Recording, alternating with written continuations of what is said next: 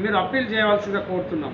పక్క రాష్ట్రాల్లో చూస్తే తమిళనాడు అలాగే కర్ణాటకలో దళిత క్రైస్తవులకి మరి దళితులు క్రైస్తవులుగా మారినప్పటికీ ఏ దేవుణ్ణైనా ఏ మతంలో పోయినప్పటికీ కూడా కులం మారదని చెప్పేసి పక్క రాష్ట్రాలు ఇవ్వడం జరిగింది.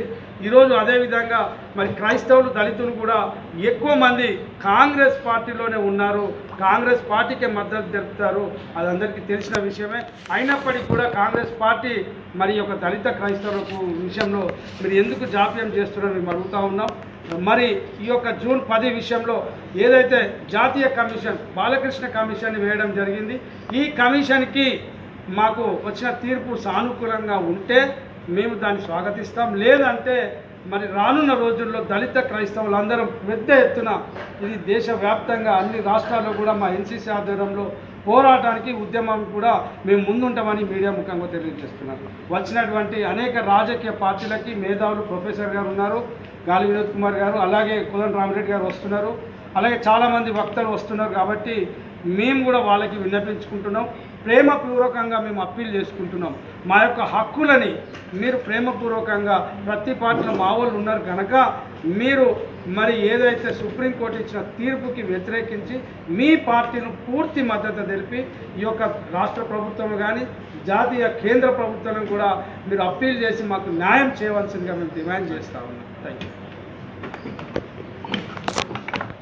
చక్కగా మా యొక్క జాతీయ నాయకులు అదేవిధంగా గవర్నెన్స్ వింగ్ స్టేట్ ప్రెసిడెంట్ అయిన మరి కాశీ సతీష్ గారికి చక్కగా ఈరోజు మరి పొలిటికల్ వింగ్ అనగా క్రైస్తవులకు కూడా రాజకీయ అవగాహన ఉండాలని, క్రైస్తవులు కూడా రాజకీయంలో మరి ఆ రంగంలో కూడా రాణించాలని, మరి క్రైస్తవుల నుంచి కూడా నాయకులను సంసిద్ధులు చేయాలనే ఉద్దేశంతో ఆయా సంఘస్థల నుంచి బిషప్స్ నుంచి పొలిటికల్ లీడర్స్ నుంచి అందరిని కూడా కలిసి ఈ యొక్క అవగాహన సదస్సు అనేది నిర్వహించడం జరిగింది. ప్రాముఖ్యంగా నేను 3 విషయాలు చెప్పి నేను ముగిస్తాను.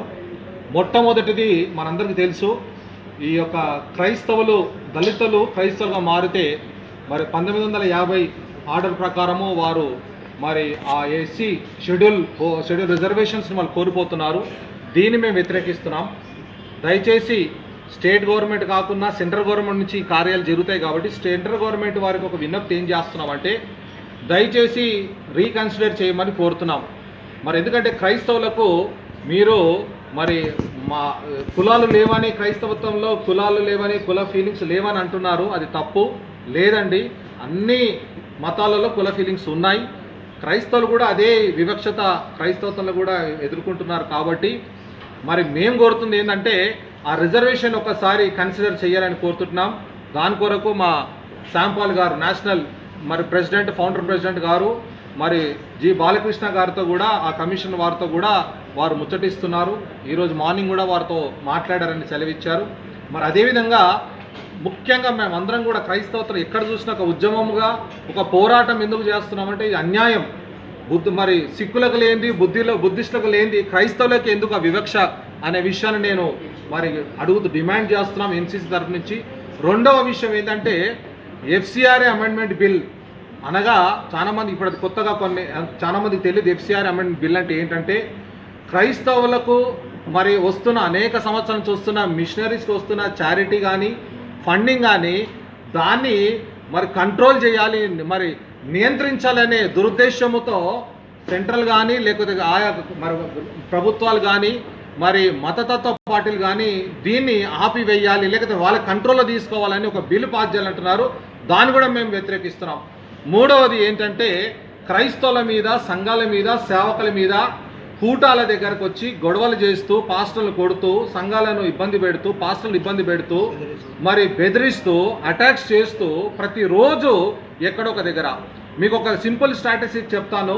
ఒక్క సంవత్సరంలోనే 1200 ద్వేషంతో కూడిన భాషణలు మన దేశంలో జరుగుతున్నాయి. అంటే దాని క్యాల్కులేషన్ తీస్తే రోజుకు 4 దగ్గర ఎక్కడో ఒక మతతత్వాలు వ్యక్తులు, గవర్నమెంట్ రికార్డు, ఇది నా రికార్డు కూడా కాదు, ప్రతిరోజు 4 చోట్ల భారతదేశంలో క్రైస్తవుల మీద విషము కడుతున్నారు. ఇది చాలా బాధాకరం. మాకు స్వేచ్ఛ ఉందని రాజ్యాంగం చెప్తుంది, ఆర్టికల్ చెప్తున్నాయి.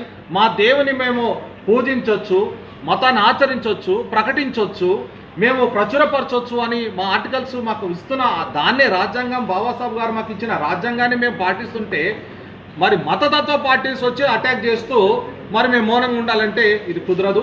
దీన్ని తీవ్రంగా వ్యతిరేకిస్తున్నాం. ఎన్సీసీ ప్రతి ఒక్క జిల్లాలో ప్రతి రాష్ట్రంలో నాయకులను లేపుతుంది, మరి అందరినీ చేతవంతం చేస్తుంది, వారిని ఎడ్యుకేట్ చేస్తుంది, సంసిద్ధులు తయారు చేస్తుంది. నాయకులుగా ఎక్కడ గొడవలు జరిగినా ఎక్కడ మరి అటాక్స్ జరిగినా ఎన్సీసీ నిలబడుతుంది. ఇక్కడ ఉంటున్న వారు మరందరూ కూడా మరి గవర్నెన్స్ వింగ్ వారు మరి మాకు స్టేట్ టీము మా నాయకులు మరి రాష్ట్ర నాయకులు పక్క ఏలే గారు మేమందరం కలిసి ముఖ్యంగా తెలంగాణకు మేము సంబంధించి మేము తెలంగాణ ప్రెసిడెంట్గా నా పేరు బిషప్ సంజయానంద్ ప్రతి ఒక్క తెలంగాణ జిల్లాలో 33 జిల్లాల్లో మేమందరం ఎన్సీసీ పాకుతుంది, ఎన్సీసీ ప్రజ్వలించబోతుంది. కాబట్టి మేమందరం కూడా నాయకులు లేపబోతాం. ఇటువంటి దాడులను మేము ఎదిరిస్తాం. చట్టపరమైన చర్యలు తీసుకొని వారిని జైల్లో కూర్చోబెట్టి ఊచలు లెక్కించేటట్టుకు వాళ్ళు వదిలిపెట్టాం. Thank you very much.